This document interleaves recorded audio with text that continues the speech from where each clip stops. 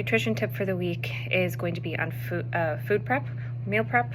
Not exactly about what you should be making, but more of steps on how to make it easier and not so stressful. And so first step I would say is that to pick your days that you're going to meal prep. If you're twice a weeker, you could do a Sunday, Wednesday, or do days that you have more time to yourself. I'm a once a weeker, so a Sunday works for me in the afternoon just to kind of get everything done, and then making it simple. So don't overthink it. So what I would do is I would start with planning your meals for the week. So whether it's 5 days, 7 days, however you plan to do it, I would do plan your meals out, write them down, put everything on paper, and then you would make a grocery list based on the items that you have picked, and make it on meals and snacks that you plan on having for the week. And then when you get home, I would cook, prep, clean, get it all done and put away. That way you don't have to worry about making it later in the week or worry about missing a meal or choosing something different because you didn't have anything prepped or prepared. So we end up usually choosing a cheat meal or a different kind of meal. So when it comes to actual prepping for the meals or planning on what you're going to have, think of seasons. Like right now it's cold outside, so I would say choose meals that comfort you, aren't overzealous. So I would say don't go crazy and make something super high in fat and carbs, but think of chili. There's plenty of chili recipes that are healthy, that are warm for the season since it's really cold out. Think about salads that you can add stuff to make it warm, make it a warm salad. Recipes can be found on Pinterest. You can find it on our Facebook page, but also when you signed up for the challenge, there is our carb backloading. We send you that information on meals that you it even has step by step and recipes of meals that you could prepare for the carb backloading. We can help look up recipes for you or help give you tips on that. Let's say you have a bad day or a cheat day or a cheat meal. Don't let that derail you. Don't think of it oh man, I ate terrible all day, so I might as well just keep that up. I might as well just keep eating terrible all week. Don't think like that.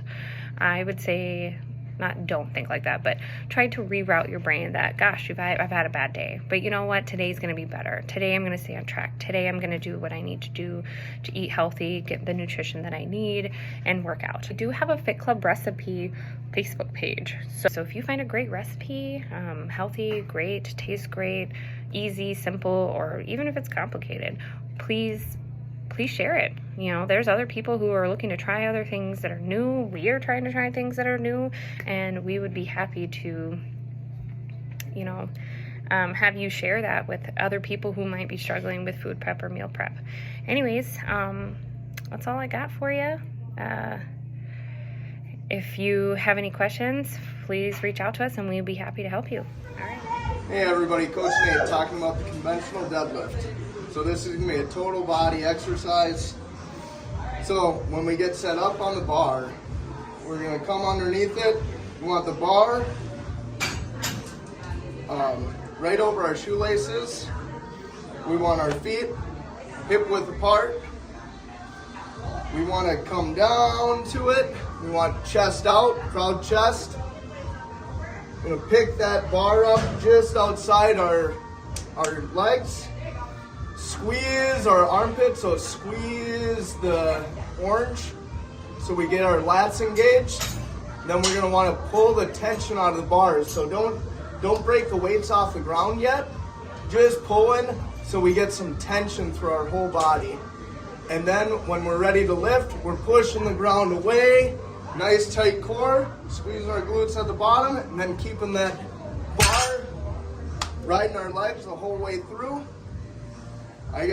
If you struggle to get your lats engaged, I like taking a band and putting it against something. So then you get that band on the bar in the middle, and then you're practicing pulling that bar towards your shins, getting those lats activated, and then you're coming right back up again. So pushing the ground away, and then coming through with those hips. This is gonna wanna pull you forward, so watch out, it's gonna get your stability. Hey guys, I got another one for you here. Let's look at creatine. Okay, so everybody talks about it. What is it? What does it do? How do I take it? Etc. I got you covered. So let's talk about it. All right, creatine explained. 2 amino acids. You've got arginine and glycine. Okay, those are the 2 main amino acids that actually build up creatine. Okay, so where is it found? So primarily it's found in animal products, animal flesh, and it is stored at about 95% in human muscle tissue, okay? Skeletal muscle. It is necessary for creating ATP. What's ATP? ATP is our body's readily available and usable form of energy, okay? So everybody talks about the muscle gain from creatine. So basically, yes, that's what happened, but in a different way than what you would think. So by increasing the amount of creatine that you take, you increase the body's readily available form of energy, ATP, okay? So if you take this creatine, you're gonna raise that level, upping the body's form of creatine phosphate, okay? We need that key in order to make ATP. So we raise that level of creatine phosphate in our system, our body can make more ATP. What does that mean? That means increased performance in the gym. So you're looking at increased cardiovascular and muscle endurance.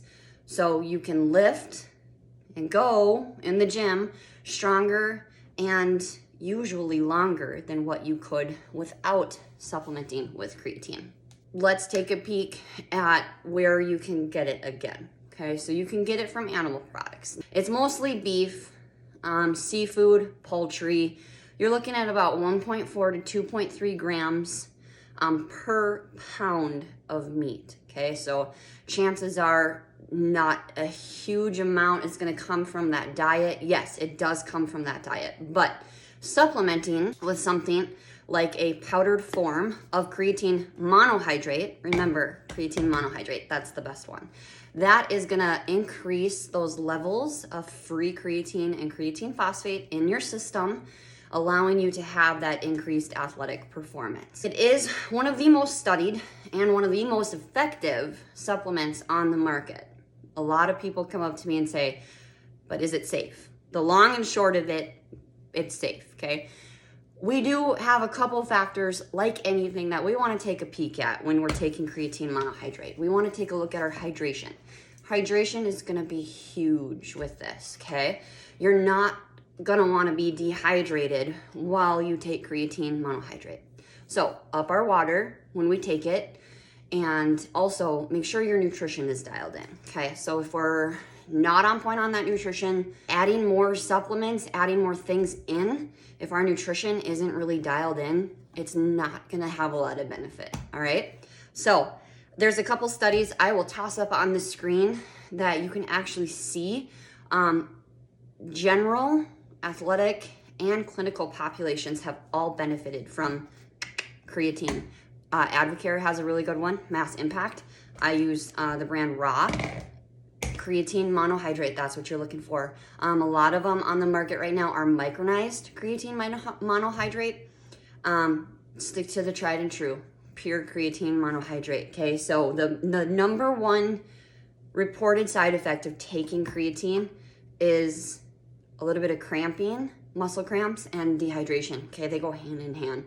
When you're not hydrated, your muscles are gonna cramp, okay? So make sure that we are drinking that water. It's huge. I would even add a little bit more. So usually about half our body weight in ounces is the average amount of water we should be drinking each day. I like to bump that. Whole nother subject. In addition to that, if you do bump that water up, let's take a peek at those electrolytes as well. When should you have it? And how much should you have? 5 grams. 5 grams a day. No loading phases. You're gonna see a lot of research, a lot of studies showing that you should do a loading phase for a week. It's not needed. Basically 5 grams a day, pre, post. Studies are showing that there might be a little bit more absorption if you take that with that carbs or protein post-workout. I know I split mine right now, pre and post. I'm doing 3 grams pre, 2 grams post. Basically consistency. Whatever you're doing, make it consistent, okay? Even on your off days, take it. Take it in the morning on your off days. If you're not training, still get that creatine in. You want to build some muscle? You want more performance in that gym? Let's talk.